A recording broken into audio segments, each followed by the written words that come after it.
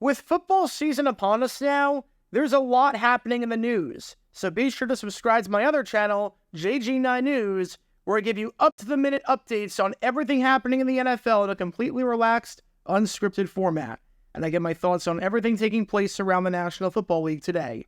And now, on with our feature presentation. So, our long national nightmare is over. If you're watching as of this video getting released, you probably know by now that after being involved in trade speculation and contract speculation for the past few months, San Francisco 49ers star wide receiver Brandon Ayuk has agreed on a huge extension that will keep him with the 49ers. After holding out in hopes of getting a new contract, Ayuk is back, as he has signed with the team on a 4-year deal worth $120 million that gives him over $45 million over the next 7 months. The player and the team worked out a deal, and now it's all water under the bridge. Ayuk can get back to playing again without worrying about his contract, and the team can get back to figuring out how to incorporate Ayuk into the offense and having him out there to try and win games.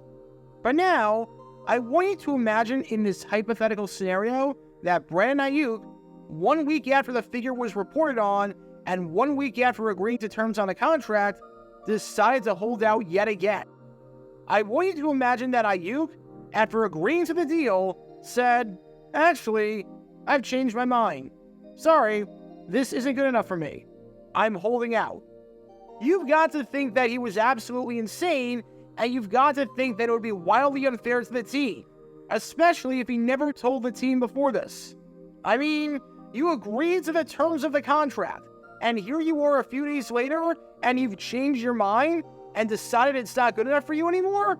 You flip-flopped after agreeing to end the holdout and agreeing to terms? That's absolutely insane.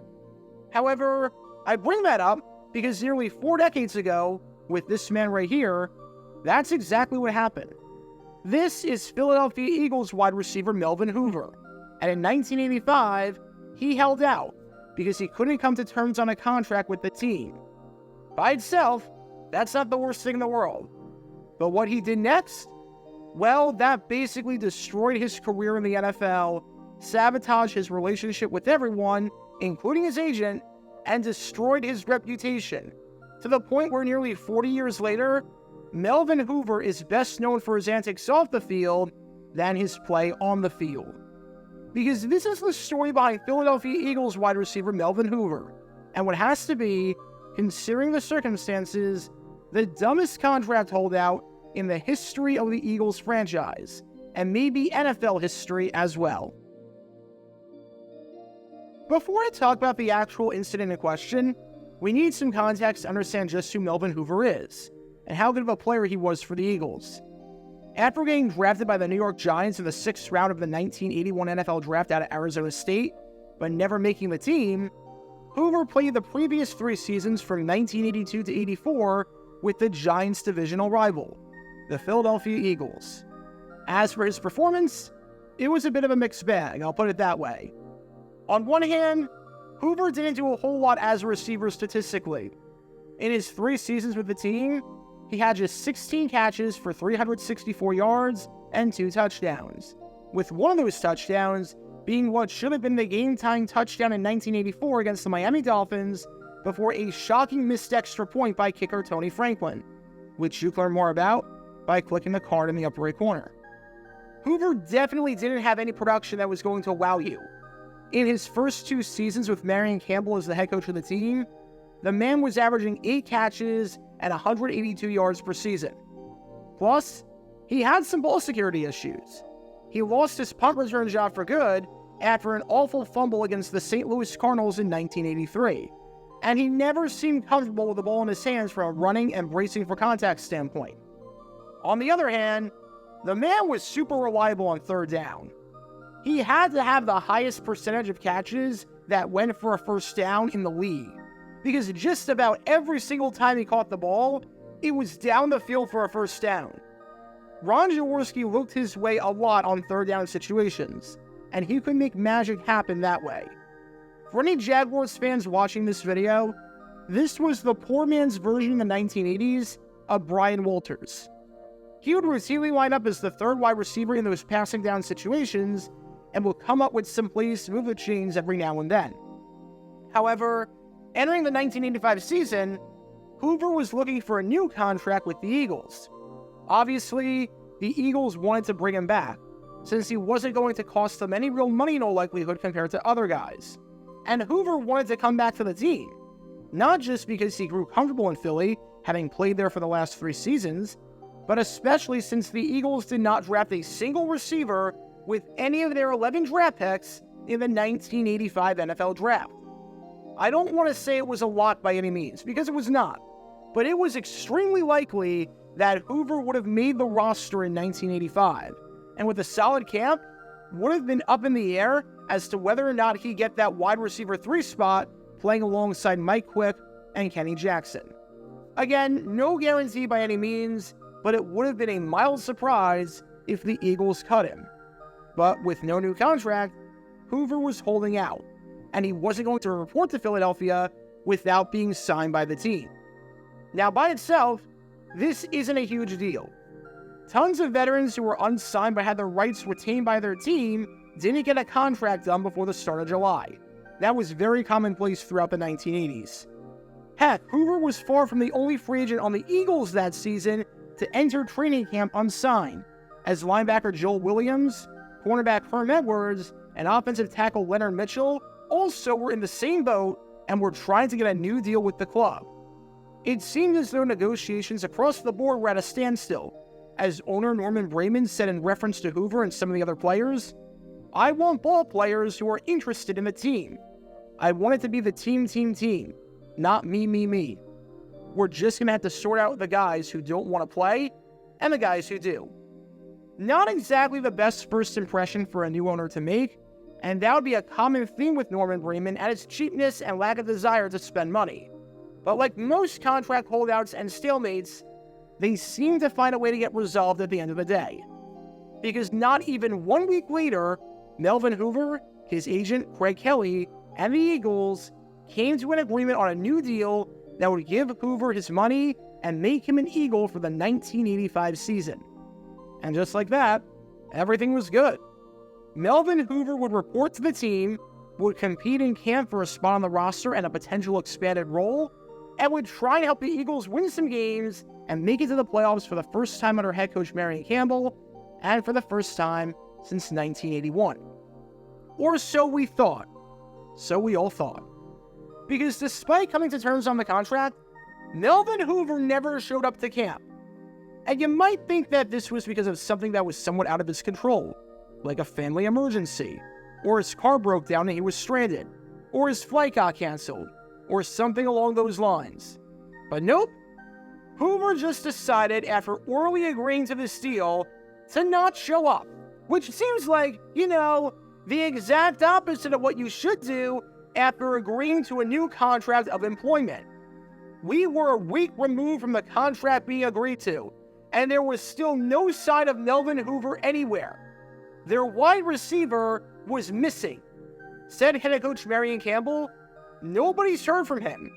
Not too excited about his contract agreement, I guess. Genius move. Absolutely genius. That'll help your cause with the team and with playing in the NFL to just renege on a contract that you agreed to.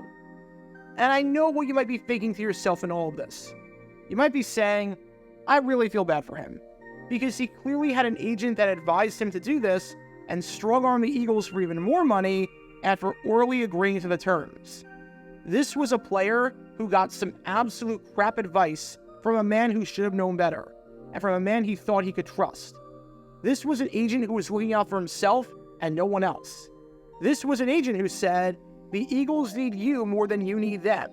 They didn't draft a receiver, they need you in the offense. We can strong-arm them and make them desperate. And if that was the case, then I'd agree with you, and the entire framing of this video would be very different. Except for the fact that his agent did not advise him to do this whatsoever. In fact, the man you've been watching this whole time, Melvin Hoover, didn't even tell his agent about this. He left his agent completely in the dark. He told the Eagles and his agent that everything was good, then ghosted them for a week for no reason, and then changed his mind and said, "Nah, we're not doing this." As his agent, Craig Kelly, said, "I've been trying all day to get in touch with him. I don't know where he is. He gave me no indication last week that he wouldn't be there. I haven't heard from him." Kelly was left in the dark just like the rest of the Eagles organization. Way to sabotage your relationship with everyone, and not just the team, but your agent. Good luck getting anyone to help you out and work with you again after pulling that stunt on them. I sure love it as an agent when I negotiate like crazy to get a deal done for my client that we all agree on. Then my client backs out without telling me and makes me look like a fool and makes all my hard work amount to absolutely nothing. And good luck getting anyone in general to trust you again after making a promise and backing out on it without telling a single soul. And by this point, to the surprise of absolutely no one, the Eagles were fed up. Heck, you would be fed up watching this video, and you have no stake in the game.